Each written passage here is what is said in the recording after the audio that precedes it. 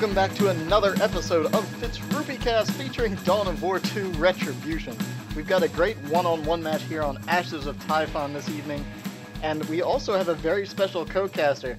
Let me introduce to you the very talented and the very affable Mr. Texaneous. Yeah, Brady, how's it going? Sorry for whispering. My son's kind of sleeping right now, so.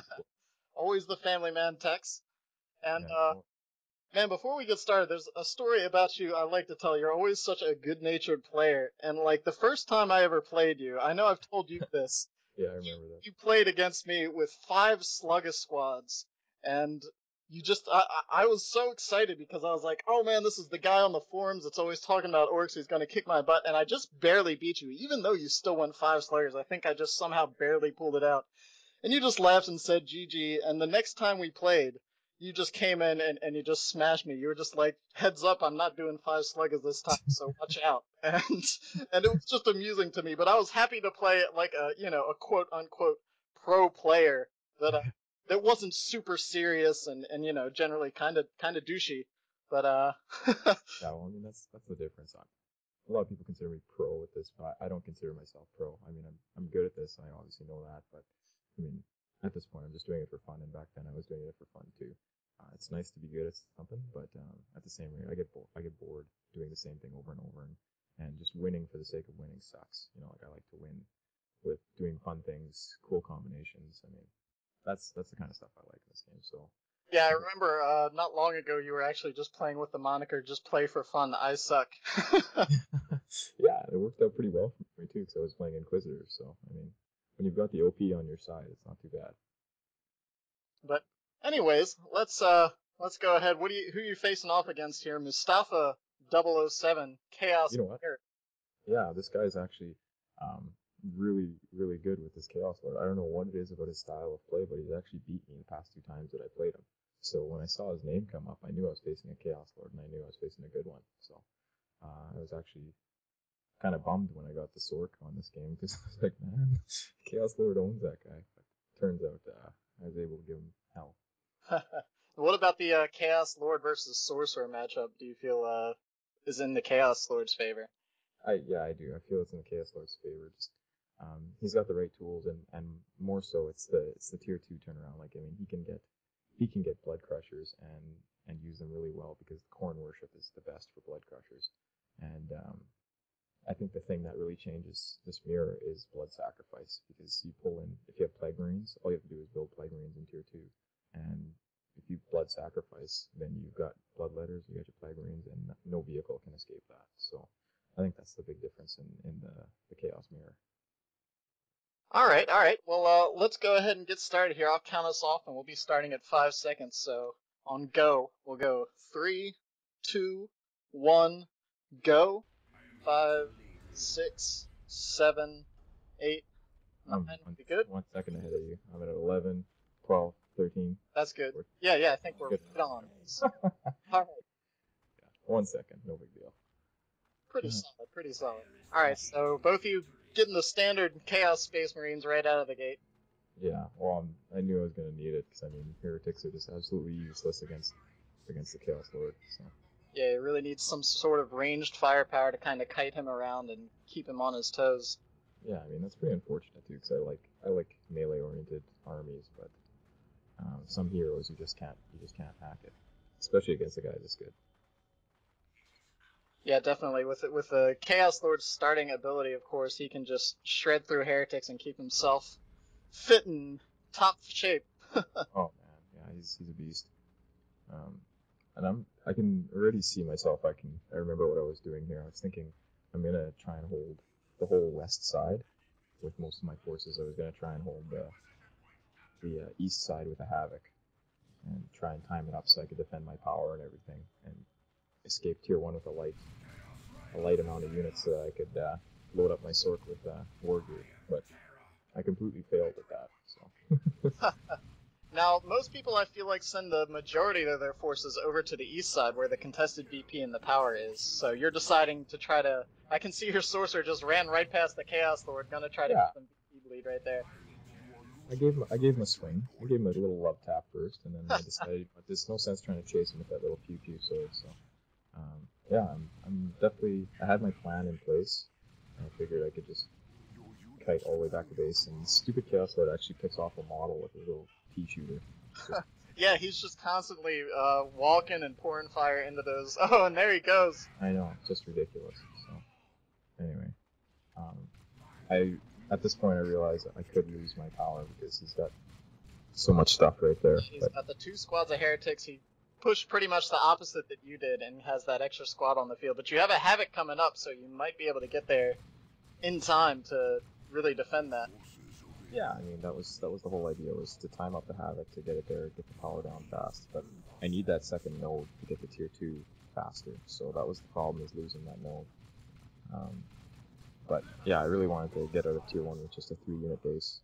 I had a set plan in mind. I usually do have something along those lines set up, just because I always stick with a theme during the game. I have a certain theme I have in mind. Generally have a build in mind ahead of time. Not necessarily a build per se, but definitely a theme. Like I knew what I wanted to do this game, and I don't know, when I have that theme in mind, that's probably my strength and my weakness, because I know what I want to do and have a clear vision, right. But then I stick to it too much sometimes, and so that can really get me in trouble. Like right now, where I should have built another heretic squad instantly.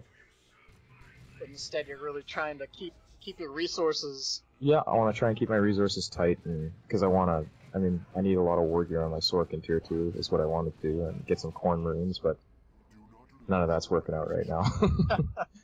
Yeah, you're getting forced back, just barely holding on to that power farm. Yeah. We're still on the back line, though, decapping, harassing the backline resources. Yeah, no, it worked out. I defended the power. I need that node, but at least I kept my generators, so... not a total loss, and so I decided to get the teleport armor to be really annoying and do a lot of backcapping, because he's got the heretics, so I need to keep them busy. Yeah, the source is super frustrating when he's teleporting around. You and Mostafa are neck and neck on power, though, so... Oh yeah.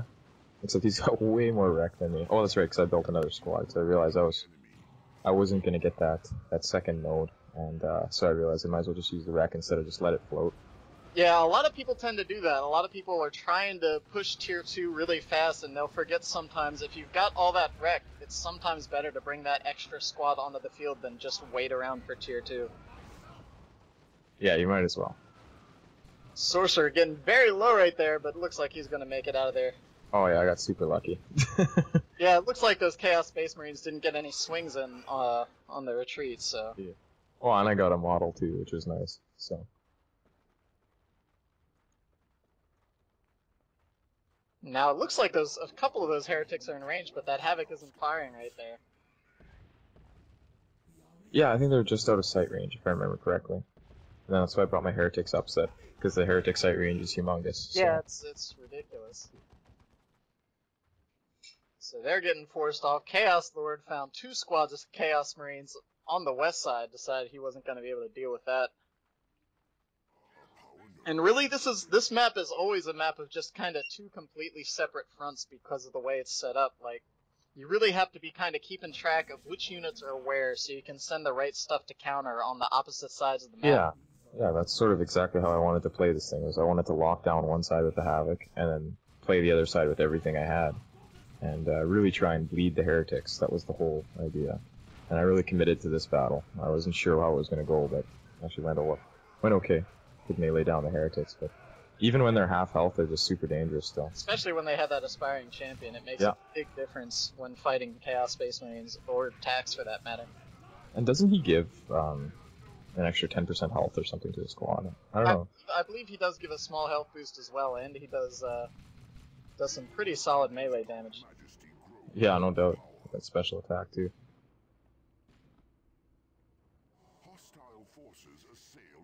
So Havoc's capping up top. You didn't even bother to reinforce your Chaos Heretics using them. No, they're just a repair squad at this point to me.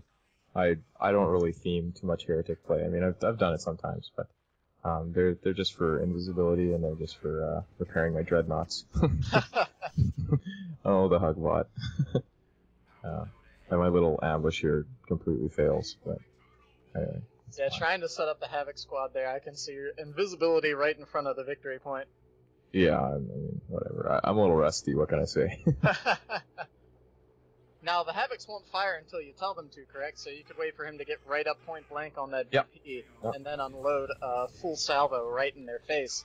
Well, and the easy way of doing it is just unworshipping the heretics. And I could have sworn I pressed X, but anyway, they go and attack and get slaughtered, so that's great. Oh man, it looks like, are they going down? I'd be surprised if they got out of there with only 16 HP Chaos Lord chasing with that sword on high. Yeah, almost get out of there. I was actually pretty excited. I was like, oh, they're getting out. Dude, and then he just unloads one last volley right there. Yeah. Oh, whatever. They're cheap. I'll just replace them.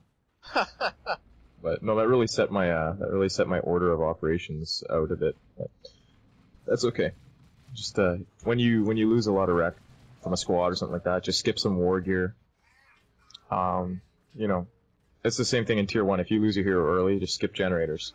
Don't buy any until you can get your hero back, because that's a lot of mistakes people make, is trying to invest into advancing their tech or whatever when they've lost unit power. Right, and that just doesn't work in your favor, because you'll have those generators up, but then you'll have nothing to defend them, and they'll just go right back down, and it'll be even more wreck down the drain. That's right. Check out this Dreadnought too. Look at this. Look at the splash damage. Man, look at that guy fly in the air. I know, 2 guys. He gets 2 guys out of that. I was like, when does that ever happen for me? I'm the guy who uses Dreadnoughts all the time. I never get that. Anyway, whatever. I was a little jealous. That was a nice pair of kills by the Dreadnought, and I love the physics in this game, because you get the weird stuff like that sometimes where just launches himself into the air. I felt really proud of myself too, because I used that las cannon on my Havoc. And he actually lives through most of the game, I think, so they get pretty powerful. So he already upgraded his Dreadnought to Marcus Siege. Do you think that's a good move, or do you think he knows who I am, and he knows what I do, so I think that's a very good move. He knows I love Hugbots, so... and just for the people who don't know what a Hugbot is, it's a Khorne Dreadnought, and they're ultra deadly in the hands of somebody like me. And you can see he's got the Plague Marines with it, and he's got the Armor of the Inferno. So he's just getting ready for it. Yeah, oh yeah, he knows what's up. But that's not a problem for me, because he can shoot all he wants at it. I can just teleport it out. Yeah, I mean that's a huge advantage for Dreadnought play with the Sorcerer, is that a lot of people, when you're playing Chaos and you have that Hugbot, and you activate the Blood Rage, like, more often than not, you're gonna lose like a 50-50 shot of losing your Dreadnought, because it's just gonna chase back the base, and if they've been ready, and, they should be knowing that Chaos is gonna be getting Dreads in Tier 2, that thing's going down. So you can kind of go on suicide bombing runs, take out models, and maybe even get a squad kill, and then just... Usually you're not even gonna get a squad, though, because they're gonna be back at base, and they're just gonna reinforce. Because they know that as long as they haven't reinforced past 450 rec, 120 power, they're winning the battle. So, I mean, it's usually not worth it to run in. And I firmly believe Sork's the Sorcerer's the only hero who can play Khorne Dreadnoughts, because they're doomed to death. The ability it's a suicide, it's a berserker ability, right? So the other heroes just can't use them. Yeah, because anyone that's paying attention will notice which squad the Dreadnought's locked onto, and then just hit the X button. That's right. And then if they get out of attack range, then he'll start attacking your own guys, or even worse, he'll chase all the way into base, killing almost nothing. And then Blood Rage will be on cooldown for 5 seconds or whatever it is. I love how the cooldown's so short. I just constantly crank it up. Oh, and here's something you want to realize too: is when you got Aspiring Champion Heretics surrounding you, attack the thing that has a lower melee skill, because then you have a chance of getting a special attack and still knocking everything back. In that case, I didn't, but at least I have an escape route, right? But you can see the clear advantage here. He's got the Plague Marines, he's got the Chaos Lord here. There's no way I can force all this off, right? And especially if I bring in my Dreadnought, I was very careful not to bring the Dreadnought near this, because he's just going to do a blood sacrifice with one of those Plague Marines or whatever, and instantly I'm dead, because the snare plus the bloodletters. Bloodletters, of course. Yeah. And for the people who don't know this either, those bloodletters, if you build a shrine and do a blood sacrifice, those bloodletters are permanent until the shrine goes away, because the shrine allows for such high energy regeneration that they can actually be permanent on the field. So just another advantage the Chaos Lord has in this mirror. And this is the kind of stuff why I wanted to have you on, because you have all these little nice tidbits and strategic insights on simple things like the attack the lower melee skill squad and stuff like that. It's obvious things once you say them, but it's not anything that comes to mind, you know, kind of on your own for most players. Well, that's the kind of thing that saves you here. Okay, here we go. I'm blood raging into base. I see I've got the red to get him out, so I'm like, let's do this. I'm in. Let's bleed him. So I got the blood rage in the base. He's gonna go on those CSMs. Like, and he does, I think it's double damage or 1.5 times damage when he's in blood rage. It's just ridiculous. So you can see he's bringing everything back to base. I'm gonna claim the entire map just for 1 unit. That's what I love so much about this guy. Yeah, I mean, it just forces your opponent to really react very hard to it. Yeah, and see you later. as soon as I saw the blood sacrifice, I was out, man. I was out. It's because it's just 4 bloodletters. You got the missile dread, you got the plague marines, and look at, he's got 2 plague marine squads now. Yeah, he really went heavy in on the plague marines. Yeah, where do you get the money for that? The VPs are still dead even too. 2-0 cap against him though. And this Rod of Warpfire, man, that's a hard item to use on the sorcerer, but because of it sort of stuns him after he uses it, because there was an animation before and it was removed. Right.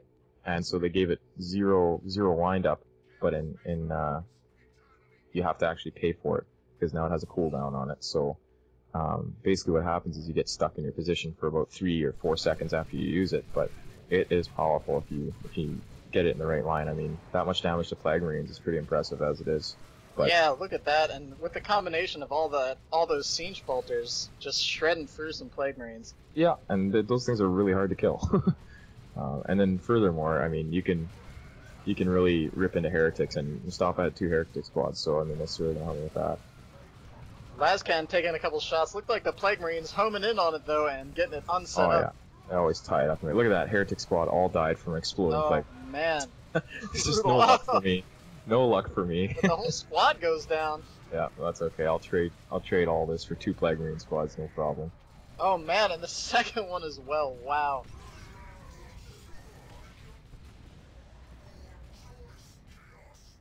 He does tag your Dreadnaught, however. You've got another one on the way though. So yeah, that's okay. You know, you gotta know when to trade. And I suck that I lost the heretic squad for sure, but you gotta know when to trade. When you got a chance to kill 2 Plague Marine squads, that's very 1,000 expensive. It's 1,000 rack. So, oh, and here's a classic way to use the Rod of Warpfire at the top west VP. You push him back and then do the flames, but Mostafa was really smart about it. Got out of the flames, went the other way, and then retreated. So good for him. I mean, that was great awareness. But normally people just retreat as soon as you use the rod. And, yeah, a lot of times people have that kind of reactionary, like, oh no, it's in trouble, need to fall back right now. Yeah. Even got a blood sacrifice off right there on retreat. That was pretty nice. I know, it was really nice. I wasn't looking, and then all of a sudden I took a quick glance back. I'm like, oh, okay. Really don't need to lose my sword right now. But yeah, the VPs are still really close in this game. It's just it was a tight game all the way through, basically. So. And Mostafa's sitting on a giant pile of resources right now. He's got tons of power, tons of wreck. I'm not sure what he's intending to do with it next. Well, that's the thing is with the Chaos Dreadnaught, you can really, and again with the Sorcerer, you can really eliminate tank play because what you want to do is if your enemy does beat you to tier 3 and gets tanks out, it's really not an issue. Just go for a Tzeentch Dreadnaught, and then what you do is you teleport behind the tank and do mass warp, and then you've got a Tzeentch Dread right behind the tank, and that's instant death. I think I saw you play that on Judgment of Carrion recently. You did something along those lines. Probably. I do some pretty dirty stuff with the Sorcerer, so. But yeah, that's how he rolls, man. He's probably the ultimate tier 2 hero, in my opinion, because he has the tools for all the situations. Even, I mean, you got Tzeentch bolters to deal with super units. You got mass warp and the Tzeentch Dread to deal with tanks, and you've got the Corn Dread to go in the base and destroy everything. I mean, I was about to say, yeah, the Hugbot for everything else. Hugbot for everything else, that's right, and mass warp costs 125, so all you have to do is keep killing some stuff, and you can continue to do this nonsense, and it's beautiful. I mean, Yeah, and I can see, like, as Chaos players, you both recognize that, like, you don't seem to be prioritizing Tier 3 at all. Like, Mostafa could have gone a couple times now if he had chosen to. Oh, I think he might be tentative about what do I get here, but also he might be thinking, I mean, if I get a tank, he's just gonna jump behind me again and do that, because I know I've done it to Mostafa. Right. That Dreadnought scaring off the Chaos Lord. He's trying to just use his Chaos Lord to use it on the western side here and try to keep those VPs in his favor with the Chaos Lord, since he knows you need to commit at least a couple squads to deal with him. Yeah, well, I mean, you gotta prioritize VPs on, and I think that's the beautiful thing about this map. Like, I don't really like this map, but I really like that the part of this map where you got 2 VPs on one side and everything else on the other. So you prioritize your lead on one side, or you prioritize getting to Tier 3 first on the other, and that's what it really comes down to on this map, and I really like that.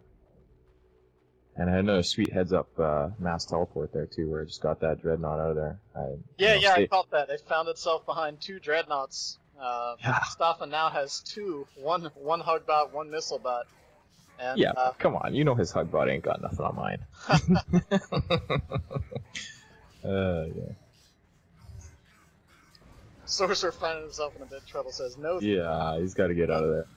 Gets a quick fire off, and there's the stall, like you were saying right there. You could see it. He kind of just stands there for a second or two. Yeah, so you got to be really careful. I probably shouldn't have even casted that, but anyway, I just did a little consume there, and a lot of people don't use consume, but the thing you need to understand about the Sorcerer is how powerful he gets later on. I mean, I didn't do a really good job of using Doom Bolts this game, but the Sorcerer, you can see his mana pool is getting higher and higher as he levels up, and you can consume a Heretic for 50 energy or 80 or whatever the heck it is, but the fact is, Doom Bolts get stronger the bigger your mana pool gets. So, it's actually like games where I'm playing against Orc, I use it most, because Doom Bolts ends up doing more damage to knobs than Warp Fire does. Really? Yes. So what you do is you either chain them down, or you lure them in, or you slow them down with Plague Marines, whatever it is. And I mean, look at his energy pool right now. He's at 127, and that Doom Bolts is going to absolutely crush a heavy armor squad, because I'm pretty sure it does plasma damage. Yeah, I believe so. So I mean, yeah, it's stuff like that. I mean, the Sorc, it's weird. He starts off being strong with Doom Bolts, then it gets weak, and then it gets really strong again as his energy pool gets bigger again. So something to consider when you play Sorc is that Doom Bolts is incredibly strong because of the way it's designed. So anyway, we got a big engagement coming up here at top. I finally decided to get some Plague Marines, so I'm like, heck, I need some of the big slow guys. And I was thinking I was going to lose everything here. Like, I mean, this is not a good engagement at the moment, but anyway, you can see how it goes. My Havocs are level 3, and look at the damage that they do.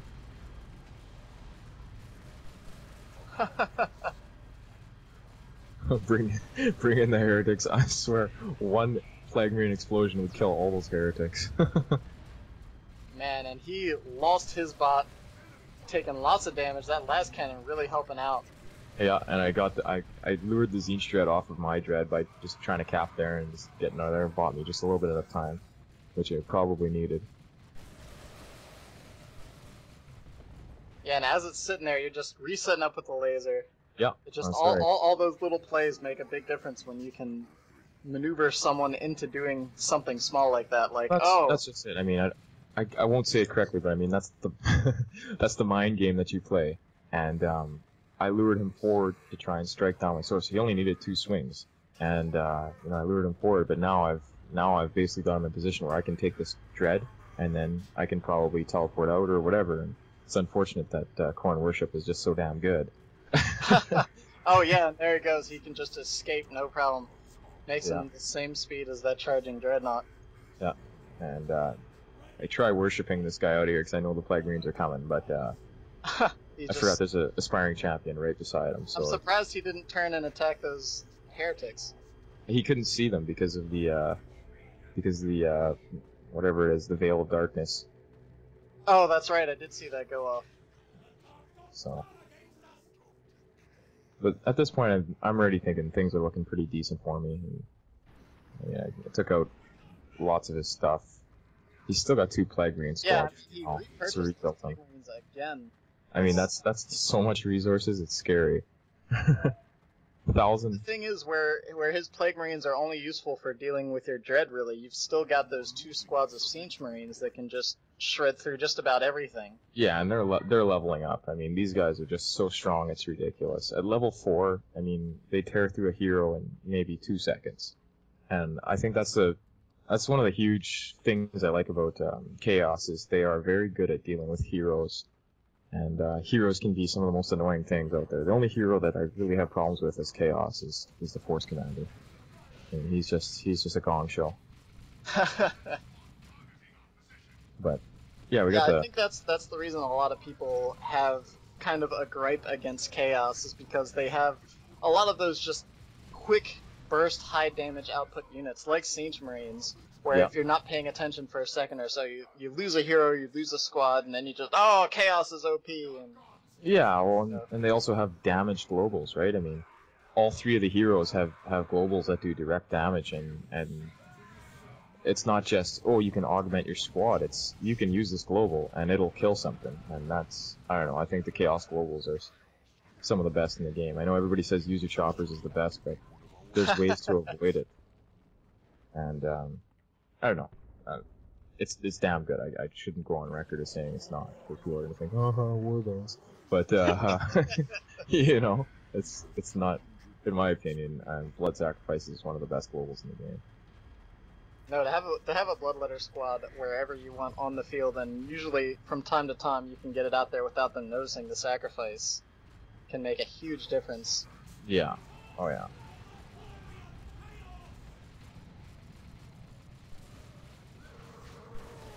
So we've got the Siege Marines firing on all the infantry here.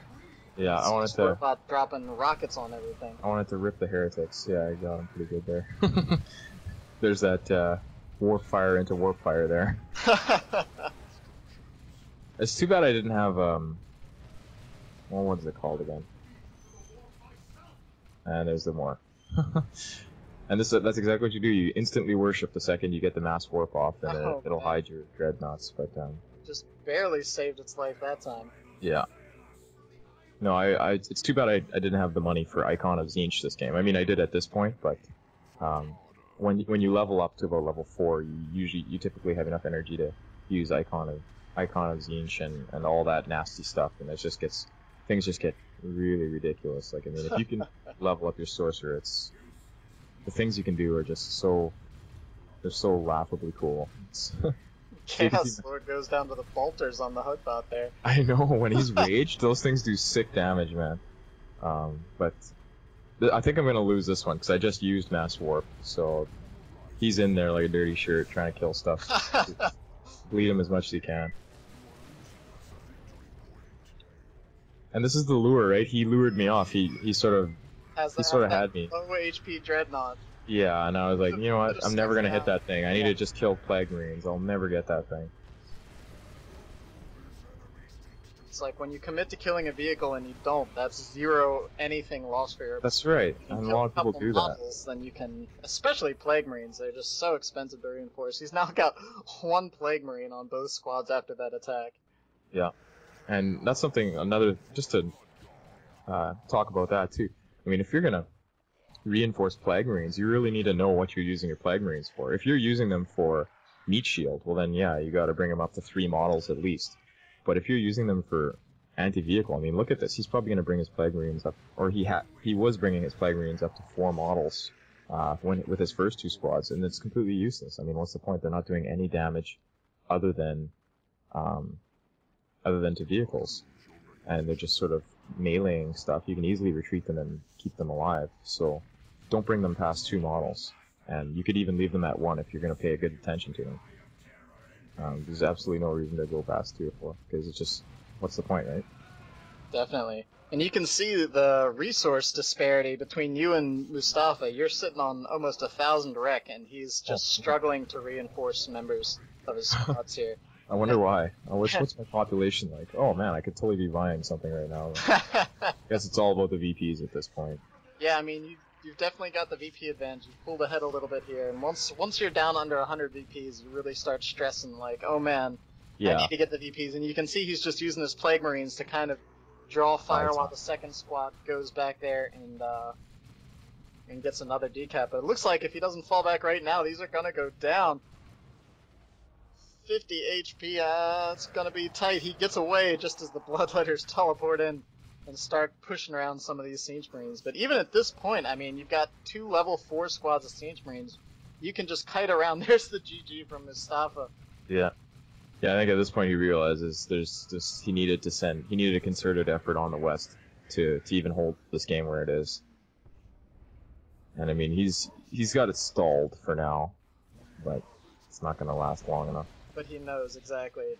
I mean, as I was saying, like, once you get those 2 siege squads just fully upgraded and at level 4, there's not too much that can contend with them one-on-one. Okay, but check this out, though. Top West VP. He already just hit me with a missile from his Plague Marine, and he just hit me again. That's a 1/20 times 1/20, which is a 1 in 400 chance of doing that, and he just did that right there. Can you believe that? He just hit me with a Plague Marine missile twice on a hero, a small hero. Like, I was stupefied when I saw that. I actually, like, my sword had 100 hit points, and he was just dead instantly, like he got sniped. Now, every so often you'll see the AV weaponry land a hit on infantry or a small hero or something like that, and it just catches you off guard. Oh, it's instant death. It's just it was wild. But anyway, like, that was a pretty cool game. With I really felt like the Dreadnaught play was really, really awesome. We didn't stick to Bloodletters or anything like that. But I think in this game, Bloodletters would have really been bad as it is, because I mean, for me to use Bloodletters, or not Bloodletters, sorry, what's the other one called? Blood Crusher? Yeah. Blood Crusher, yes. Yeah, I mean, it would have been bad for me to use it because he's got the Plague Marines with the Blood Sacrifice, so that really eliminates that for me. And then for him to use it, I would have just got a Zenstred and used Invisibility, and he would have gone into my Heretics attacking them, and then my Zenstred would have got off 2 salvos, and it would have died instantly. So, I mean, plus I had the Zench Havoc, and with that and the cloaking too. I mean, look at him, he's level 4. That guy was doing sick damage, and that's why I won that one Hugbot battle. It's because my Zenstred is so high level, he's doing massive damage. So, yeah, I really felt like the Dreadnought play. You can see how he basically had to use his Zench Dread, because he knew that his Corn Dread, if he pressed it once at the wrong time, that was suicide. And for me, I could do it as much as I wanted.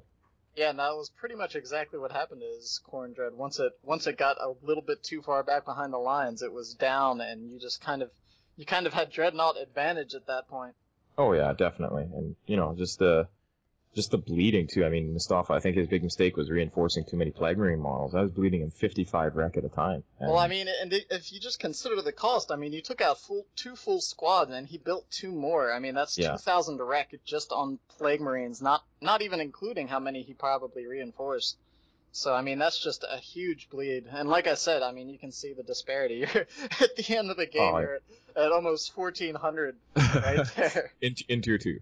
Yeah, in tier 2, of course. But I guess I maybe should have built some gens or something, eh? But, like, at a certain point in the game, you just stop worrying about resources, you stop worrying about technology, and the only thing on your mind is VPs.